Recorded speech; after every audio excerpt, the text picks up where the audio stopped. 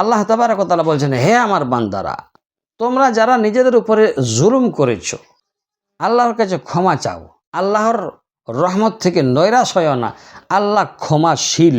আসসালামু আলাইকুম রহমতুল্লাহি ওয়া বারাকাতুহু। আজকের ভিডিওর বিষয়বস্তু হবে তওবা করলেই কি সব গুনাহ মাফ হয়। চলুন আজকের ভিডিওতে জানবো তওবা করার শর্ত। তো যেহেতু আমাদের গুনাহ ক্ষমা করানোর জন্য তওবা করতে হবে, তাই বলবো যে আপনি কি জানেন এত গুনাহ করেছি, আল্লাহ কি আমাকে ক্ষমা বা আমাকে মাফ করবেন? আজ জানবো কোরআনে কারীমের স্পষ্ট উত্তর, যে কোরআনে কারীম এই ব্যাপারে স্পষ্ট উত্তর কি দিয়েছে।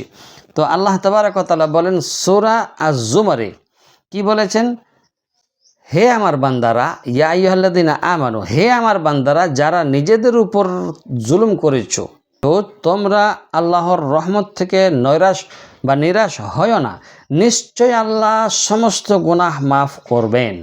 এটা কি কম বড় কথা? তাহলে এটা আল্লাহর পক্ষ থেকে এক মহান আশ্বাস দেওয়া হচ্ছে। আল্লাহ তাবারক ওয়া তাআলা বলছেন, হে আমার বান্দারা, হ্যাঁ না, তোমরা যারা নিজেদের উপরে জুলুম করেছো, তোমরা আল্লাহর কাছে ক্ষমা চাও, আল্লাহর রহমত থেকে নৈরাশ হয় না, আল্লাহ ক্ষমাশীল। তাহলে এখানে কত বড় একটা কথা।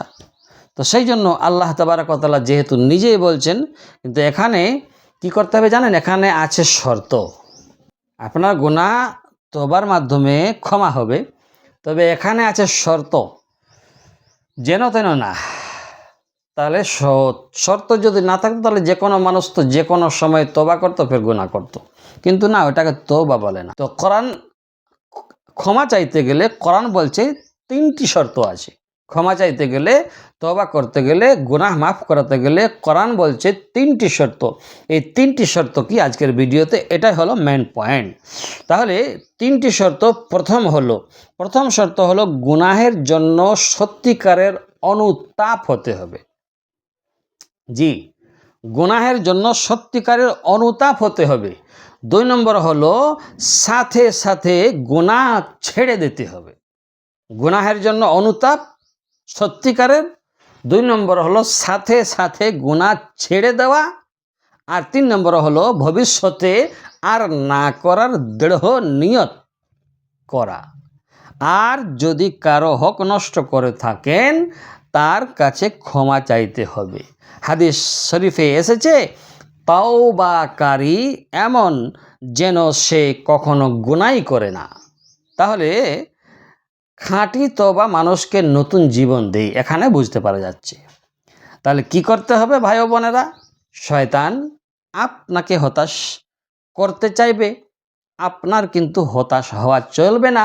আল্লাহর দরজা সব সময় আমার জন্য আপনার জন্য খোলা, যতক্ষণ না মৃত্যু আসছে আমাদের। তাই আজই তওবা করি, এখনই করি, হ্যাঁ না, এখনই করি। আর এই ভিডিওটি যদি আপনার মন ছুঁয়েছে, আপনার ভালো লেগেছে, তাহলে শর্ট করে শেয়ার করে দিন, লাইক, কমেন্ট আর সাবস্ক্রাইব করুন, পাশে থাকবেন। আসসালামু আলাইকুম রহমতুল্লাহি ওয়া বারাকাতুহু।